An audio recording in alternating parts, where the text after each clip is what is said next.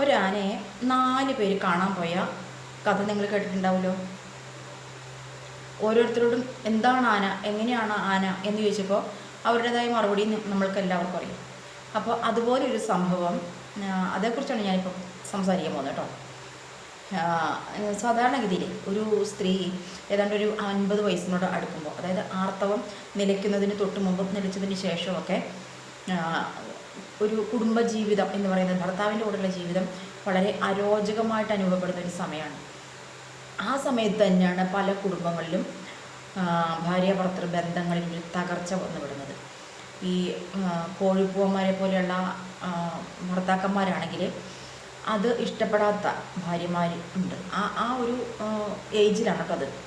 അപ്പോൾ അവർ സെപ്പറേറ്റ് ആയിട്ട് 2 മുറികളിലേക്ക് മാറുക, അങ്ങനെ കുടുംബ ബന്ധങ്ങൾ നശിച്ചു പോകുന്ന ഒരു അവസ്ഥ എനിക്ക് നല്ലതുപോലെ അറിയാം. അങ്ങനെ കുറേ കുടുംബങ്ങളെ എനിക്കറിയാം, നിങ്ങൾക്കും അറിയാമായിരിക്കും. നിങ്ങളിൽ പലരും അങ്ങനെയൊക്കെ അനുഭവിക്കുന്ന ആളുകളാവാം. എന്നാൽ ഈ പ്രായത്തിൽ ഇങ്ങനെയുള്ള സംഭവങ്ങളൊക്കെ ഉണ്ടാവും എന്ന് അറിവുള്ള ഭാര്യയും ഭർത്താവും അവർ ഒരു അഡ്ജസ്റ്റ്മെൻറ്റിൽ കൂടി ജീവിതം അങ്ങോട്ട് മുന്നോട്ട് പോകും. അവരുടെ കുടുംബം നല്ല രീതിയിൽ തന്നെ അങ്ങോട്ട് പോകുന്നതായിരിക്കും. അപ്പോൾ ഞാൻ ഈ പറഞ്ഞു വരുന്നത്, ഈ കുറച്ച് കാലം മുമ്പ് ഒരു വിവാഹം നടന്നു. ഏതാണ്ട് ഒരു 60 വയസ്സിന് മുകളിൽ പ്രായമായ ഒരു സ്ത്രീയും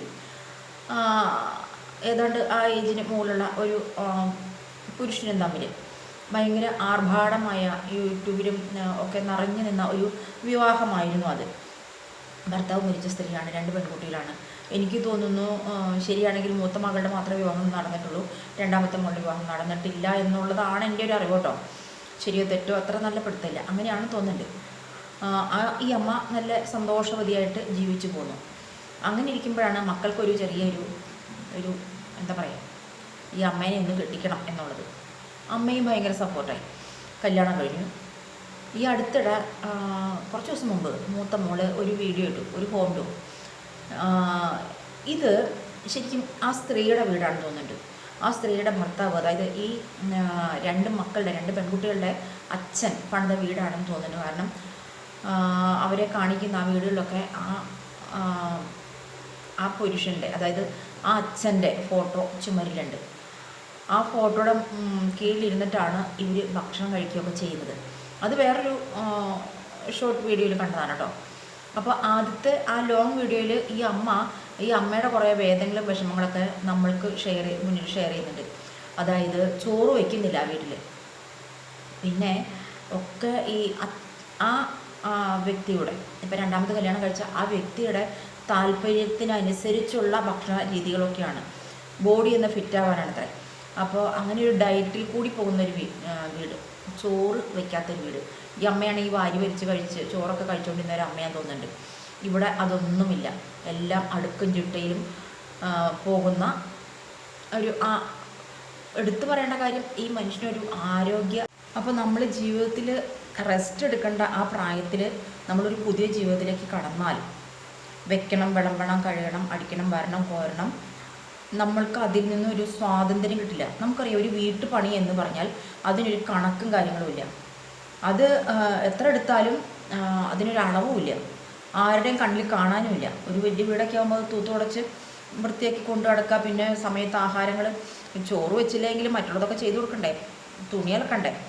അപ്പോൾ ഇങ്ങനെയുള്ള കാര്യങ്ങളൊക്കെ നമ്മളങ്ങനെ പെട്ടുപോകും.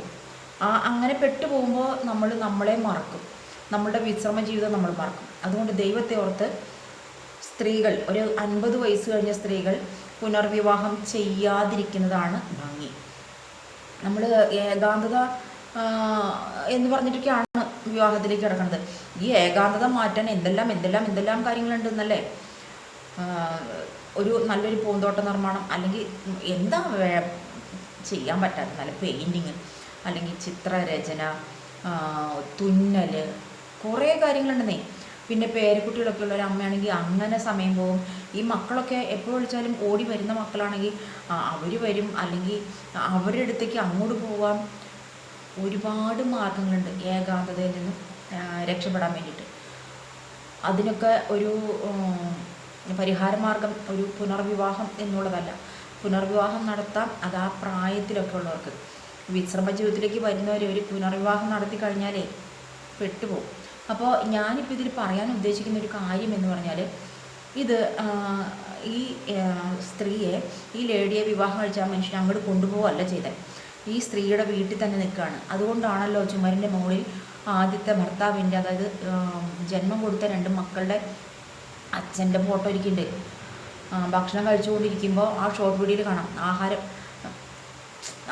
കഴിക്കുന്നില്ല, കൊടുക്കുന്നില്ല, ചോറ് വയ്ക്കുന്നില്ല എന്നൊക്കെ ഒരു പരാതി ആ വലിയ വീഡിയോയിലുണ്ടായിരുന്നു. അതിനൊക്കെ ഒരു പരിഹാര മാർഗം എന്നുള്ള രീതിയിൽ ഒരു ഷോർട്ട് വീഡിയോ എടുത്തു. അതിൽ ബിരിയാണിയാണ് അവർ കഴിക്കുന്നത്. ഇങ്ങനെ പാത്രത്തിൽ പ്ലേറ്റിലേക്ക് ഇങ്ങനെ കമഴ്ത്തി അങ്ങനെ വെച്ചിട്ടുള്ളൂ, അതിന് കഴിക്കാൻ തുടങ്ങിയിട്ടില്ല. അപ്പോൾ അതല്ലേ അതിനൊരു വലിയ രസം എന്താണെന്ന് വെച്ചാൽ, ആ മനുഷ്യൻ അതിൽ നിന്ന് ഒരു മുന്തിരിയോ എന്തോ ഒരു കഷ്ണം എടുത്തിട്ട് ഈ സ്ത്രീയുടെ വായിൽ വെച്ച് കൊടുക്കുമ്പോൾ ഈ സ്ത്രീ കുറച്ച് ചോറെടുത്ത് ഈ മനുഷ്യനെ കൊടുക്കുന്നു. ഇതൊക്കെ വെറുതെ മനുഷ്യന്മാരെ കാണിക്കാൻ വേണ്ടിയിട്ടാണേ. അപ്പോൾ മുകളിൽ ചുമരയിൽ ആദ്യത്തെ ഭർത്താവിൻ്റെ ഫോട്ടോ ഇരിക്കുന്നുണ്ട്. അപ്പോൾ കമൻ്റായിട്ട് കുറേ പേര് താഴെ ഇട്ടിട്ടുണ്ട്, മുകളിൽ അച്ഛൻ നോക്കിയിരിക്കുന്നു എന്ന്. പിന്നെ എന്തോ ഒരു അങ്ങനെ തന്നെയുണ്ട്, വേറൊരു കമൻറ്റും കൂടി അതനുസരിച്ച് വന്നിട്ടുണ്ട്. അപ്പോൾ എന്തിനാ അങ്ങനെ വെറുതെ കല്യാണം കഴിച്ചാൽ അതിൻ്റെ രീതിയിൽ ഒതുങ്ങിക്കൂടിയിരിക്കുക? റീച്ച് ഉണ്ടാക്കാൻ വേണ്ടി ഇതൊക്കെ സമൂഹ മാധ്യമങ്ങളിലേക്ക് എടുത്തിടുമ്പോഴാണ് ഇതിലെ തെറ്റുകുറ്റങ്ങളും, അല്ലെങ്കിൽ ആനയെ കണ്ട 4 വ്യക്തികളുടെ അഭിപ്രായം പോലെ പലരും പല അഭിപ്രായങ്ങളും വന്ന് പറയും. അതിനൊന്നും വിഷമിച്ചിട്ടോ വേദനിച്ചിട്ടോ കാര്യമില്ല. അപ്പോൾ എനിക്ക് പറയാനുള്ള ഒരു അഭിപ്രായമാണ് ഞാൻ നിങ്ങളുടെ അടുത്ത് പറഞ്ഞത് കേട്ടോ. 50 വയസ്സ് കഴിഞ്ഞ സ്ത്രീകൾ വിവാഹം കഴിക്കാതിരിക്കുക. അവർക്ക് വിശ്രമ ജീവിതമാണ് വേണ്ടത്. പറന്ന് നടക്കാലോ, ആരുടെയും അവിടെ പോകരുത് ഇവിടെ പോകരുത്, അല്ലെങ്കിൽ ഇത്ര സമയത്തിനുള്ളിൽ വരണം, ഇങ്ങനെയുള്ള വള്ളിക്കെട്ടുകളൊന്നുമില്ലാതെ, ഇങ്ങനെ വള്ളിയില്ലാതെ കെട്ടിടുക എന്ന് പറയില്ലേ, ആ അവസ്ഥയിൽ നിന്നൊക്കെ മാറി സ്വതന്ത്രമായിട്ട് ജീവിക്കാം. ആ ഒരു അവസ്ഥയിൽ ജീവിക്കുന്നതിന് പകരം ഇതിൻ്റെ വല്ല ആവശ്യമുണ്ടായിരുന്നോ? അപ്പോൾ നമുക്ക് മറ്റൊരു വീഡിയോ വരാം കേട്ടോ.